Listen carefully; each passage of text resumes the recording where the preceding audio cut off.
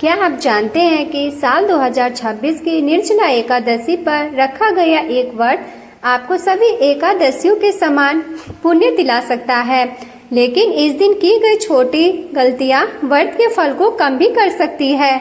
आखिर निर्जला एकादशी कब है? क्या कुल्ला करने से व्रत टूटता है? आचमन का सही नियम क्या है? भीमसेन ने यह व्रत क्यों रखा था और भगवान विष्णु की कृपा पाने के सरल उपाय क्या है? आज के इस वीडियो में मैं आपको इन सभी सवालों के उत्तर मिलने वाले हैं, इसलिए वीडियो को अंत तक जरूर देखें। निर्जला एकादशी 2026 कब है? सनातन धर्म में निर्जला एकादशी को अत्यंत पुण्यदायी और महत्वपूर्ण व्रत माना गया है। वर्ष 2026 में निर्जला एकादशी 25 जून गुरुवार को मनाई जाएगी। यह व्रत ज्येष्ठ शुक्ल पक्ष की एकादशी तिथि को रखा जाता है। धार्मिक मान्यता है कि जो श्रद्धालु विधि विधान से निर्जला एकादशी का व्रत करता है उसे वर्ष वर्ष की सभी एकादशियों के समान पुण्य प्राप्त होता है और भगवान विष्णु की विशेष कृपा प्राप्त होती है।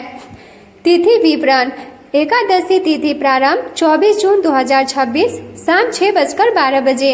एकादशी तिथि समाप्त 25 जून 2026 रात 8:09 बजे तक। व्रत रखने की तिथि 25 जून 2026 गुरुवार। पारण का समय 26 जून 2026 सुबह 5:25 बजे से 8:13 बजे तक। बहुत से लोगों के मन में यह भी प्रश्न होता है कि व्रत के दौरान कुल्ला मुंह साफ करने से व्रत टूटता है या नहीं। धार्मिक मान्यताओं के अनुसार केवल मुंह धोना या कुल्ला करने से व्रत नहीं टूटता, वह शर्त है कि पानी गले के अंदर न जाए। व्रत रखने वाला व्यक्ति सुबह स्नान के बाद तथा आवश्यकता होने पर दिन में भी सावधानी पूर्वक कुल्ला कर सकता है। इसलिए यदि अनजाने में मुंह साफ करने के लिए कुल्ला किया जाए और पानी न निकला जाए तो व्रत भंग नहीं माना जाता। सनातन धर्म में आचमन को शुद्धिकरण की एक महत्वपूर्ण वैदिक प्रक्रिया माना गया है। शास्त्रों के अनुसार आचमन करते समय दाहिने हाथ की अंजलि में थोड़ा मात्रा में स्वस्थ लेकर भगवान का स्मरण करते हुए 3 बार जल ग्रहण किया जाता है। इसके बाद हाथों को शुद्ध कर इंद्रियों का स्पर्श किया जाता है। पूजा, जप, हवन, संकल्प तथा अन्य धार्मिक कार्यों से पहले आचमन करने का विधान बताया गया है। माना जाता है कि आचमन से शरीर और वाणी की पवित्रता बढ़ती है तथा धार्मिक कार्यों की शुद्धता बढ़ती है। भीमसेन और निर्जला एकादशी की कथा: पौराणिक मान्यता है कि अनुसार पांडवों में बलशाली भीमसेन को अत्यधिक भूख लगी थी। वे अन्य भाइयों की तरह प्रत्येक एकादशियों का व्रत नहीं रख पाते थे। इस समस्या का समाधान जानने के लिए भीमसेन ने महर्षि वेदव्यास ने मार्गदर्शन मांगा। तब महर्षि ने उसे ज्येष्ठ शुक्ल पक्ष की एकादशी का व्रत रखने की सलाह दी।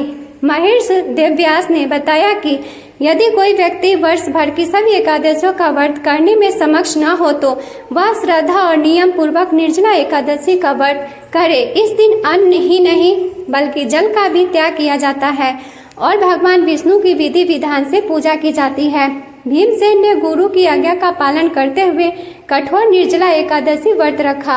उनकी भक्ति और तपस्या से भगवान विष्णु प्रसन्न हुए तथा उन्हें सभी एकादशी व्रत को समान पुण्य प्राप्त हुआ। तभी से यह एकादशी भीमसेनी एकादशी या पांडव निर्जला एकादशी के नाम से भी प्रसिद्ध मानी जाती है। निर्जला एकादशी व्रत में क्या करें और क्या न करें? प्रातः काल स्नान करके भगवान विष्णु और माता लक्ष्मी की पूजा करें। पूरे दिन भगवान के नाम का जप, भजन, कीर्तन और ध्यान करें। व्रत के दौरान क्रोध, विवाद और नकारात्मक विचारों से दूर रहे। जरूरतमंद लोगों को दान दक्षिणा दे और सेवा भाव रखें। धार्मिक ग्रंथों का पाठ करें तथा एकादशी की कथा सुने या पढ़े। द्वादशी तिथि में विधि पूर्वक व्रत का पालन करें। क्या न करें? किसी की निंदा, अपमान या कटु वचन न बोले। झूठ, छल, कपट और गलत कार्य से बचे। तामसिक भोजन, नशा और अनुचित आचरण से दूर रहे। क्रोध, लोभ, ईर्ष्या और अहंकार को अपने ऊपर हावी न होने दे। व्रत के नियमों की अपेक्षा न करे और भगवान की भक्ति में मन लगाए। किसी भी जीव को कष्ट न दे तथा हिंसा से बचे। मान्यता है कि श्रद्धा, संयम और भक्ति के साथ किया गया व्रत भगवान विष्णु की कृपा प्राप्त करने तथा जीवन में सुख, शांति और सकारात्मक लाने में सहायक होता है। भगवान विष्णु को कृपा प्राप्त करने का सरल और प्रभावशाली उपाय। धार्मिक मान्यताओं के अनुसार भगवान विष्णु को कृपा प्राप्त करने के लिए प्रतिदिन प्रातः स्नान के बाद श्रद्धा और भक्ति भाव से उनका स्मरण करें। भगवान विष्णु को पीले पुष्प, तुलसी दल और पीले रंग का भोग अर्पित करें। इसके बाद ओम नमो भगवते वासुदेवाय मंत्र का नियमित जप करें। एकादशी के दिन व्रत, दान, पुण्य और भगवान के नाम का कीर्तन करना भी अत्यंत शुभ माना जाता है। मान्यता है कि सच्चे मन, सदाचार, सेवा और भक्ति के साथ की गई आराधना से भगवान विष्णु प्रसन्न होते हैं तथा अपने भक्तों पर सुख, समृद्धि और कृपा की वर्षा करते हैं। दोस्तों, जाने से पहले भगवान विष्णु से प्रार्थना है कि आपके जीवन की सभी परेशानियां दूर हो, घर में सुख, समृद्धि तथा वास हो, आपकी हर मनोकामना पूर्ण हो। यदि आप भी भगवान श्री हरि पर विश्वास रखते हैं तो कमेंट में जय श्री हरि विष्णु अवश्य लिखें। वीडियो को लाइक, शेयर और चैनल को सब्सक्राइब करना न भूलें। आपके प्रेम और सहयोग से ही यह आध्यात्मिक यात्रा आगे बढ़ती है। जय श्री हरि विष्णु।